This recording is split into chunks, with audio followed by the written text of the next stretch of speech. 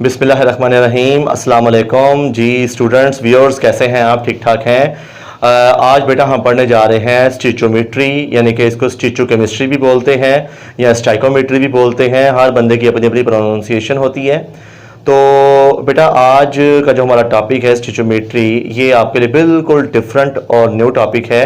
इससे पहले जितने भी अपने टॉपिक पढ़े हैं, मोल, एवोगैड्रो, डेंसिटी, वॉल्यूम, आइसोटॉप्स वगैरह, ये बेटा ये सारी चीज़ें जो सी होती हैं ये आपने मैट्रिक में पढ़ी होती हैं, ठीक है। और ये आपके लिए एक अलग से नया टॉपिक है। इसमें बताया क्या गया है, इसमें हम ये डिस्कस करते हैं कि रिएक्टेंट्स और प्रोडक्ट्स ये बेटा हमें केमिकल रिएक्शंस में मिलते हैं। केमिकल रिएक्शंस में जो स्पीशीज़ हैं वो आइंस हैं, मॉलिक्यूल्स हैं, एटम्स हैं, कोई भी कंपाउंड्स हैं, उनकी क्वांटिटेटिव स्टडी करना, ठीक है, प्रोडक्ट्स की भी और रिएक्टेंट्स की भी। तो इनके क्वांटिटेटिव रिलेशंस को बेटा बोलते हैं स्टिचोमेट्री। यानी कि बेटा हम यहाँ पे बयान करते हैं डेफिनेशन में, देखिए लिखा हुआ है कि स्टिचोमेट्री में क्या कहती है, the branch of chemistry which deals with the study of relationship between the quantities of reactants and products, या quantitative relationship between reactants and products. कहाँ पर? As a given chemical equation, as a given balanced chemical equation. यानी कि जब आप स्टिचोमेट्री को पढ़ते हैं तो एक चीज आपने अपने माइंड में रख लेनी है, equation must be balanced. Equation balance नहीं होगी तो बेटा आप स्टिचोमेट्री को कैलकुलेट या स्टडी नहीं कर सकेंगे, क्योंकि जो चीज तारीफ में डेफिनेशन में लिख दी गई है उससे हटके हमने बात करनी नहीं। डेफिनेशन में लिखा हुआ है कि बैलेंस केमिकल इक्वेशन, तो हमने इक्वेशन को बैलेंस ही रखना है। क्लियर? तो बेटा आगे हम इसको मजीद स्टडी करते हैं स्टिचोमेट्री को। जस्ट आपने ये देखना है कि it tells about the quantitative relationship between reactants and products in a balance chemical equations. ये है बेसिकली स्टिचोमेट्री। अब जरा देखें बेटा कि अजम्पशंस, इसके मफरूजे जिसकी बेस पे हमारी स्टिचोमेट्री खड़ी है वो है क्या? क्या चीजें हमने सोचकर स्टिचोमेट्री को स्टडी करना है? पहली बात यह है, reactants completely converted into products. पहली असम्पशन हमें ये आती है कि रिएक्टेंट्स जो से हैं वो मुकम्मल तौर पे प्रोडक्ट में क्या हो, कन्वर्ट हो। जैसे मैंने मिसाल लिखी हुई है, ये ए है, कन्वर्ट हो रहा है बी में। अगर ए 2 ग्राम है तो बी भी क्या बने, 2 ग्राम।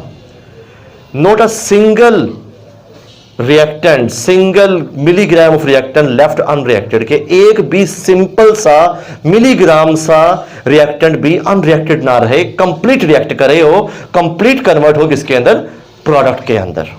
ठीक है, ये पहला मफरूजा आ गया, पहली असम्पशन।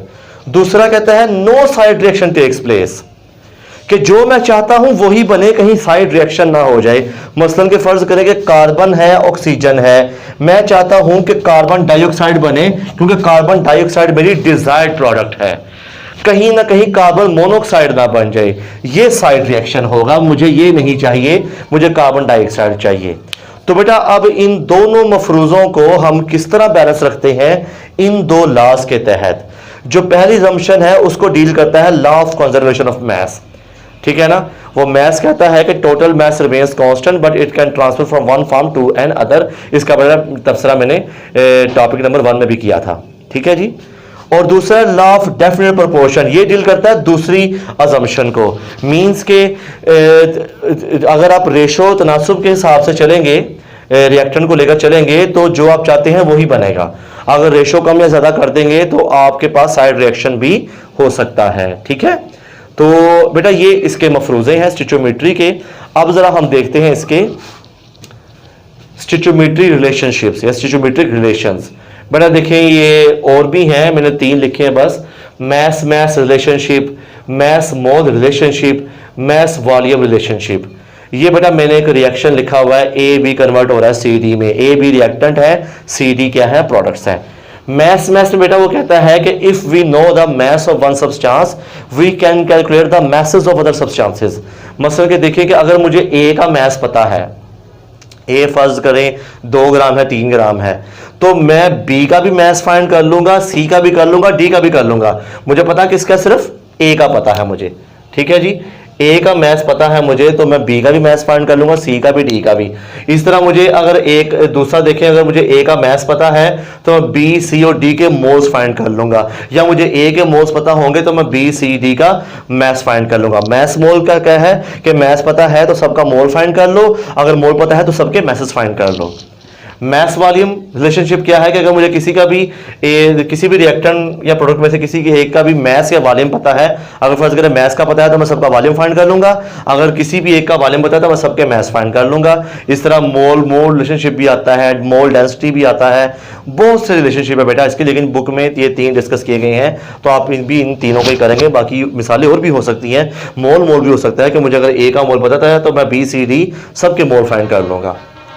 तो बेटा अब हम केमिकल इक्वेशंस के बारे में बात कर रहे हैं, तो केमिकल इक्वेशंस की बेटा कुछ लिमिटेशंस भी होती हैं। ये अक्सर 2 नंबर का सवाल आ जाता है, असम्पशंस का भी और ये लिमिटेशंस का भी।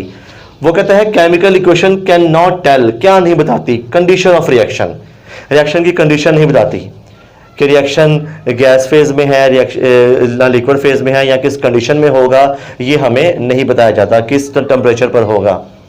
अबाउट रेट ऑफ रिएक्शन, ये हमें केमिकल इक्वेशन हमें रेट के बारे में भी नहीं बताती कि कौन, रेट मीन स्पीड, कि कौन जल्दी रिएक्ट करेगा, कौन देर से रिएक्ट करेगा, ए जल्दी करेगा रिएक्ट या बी करेगा जल्दी रिएक्ट, हमें नहीं पता। About the time of completion, reaction कब तक कंप्लीट होगा, हमें कंप्लीशन, हमें तकमील का भी उसकी नहीं पता कि reaction how much time to take complete, कि ये कितना टाइम लेगा कंप्लीट होने में।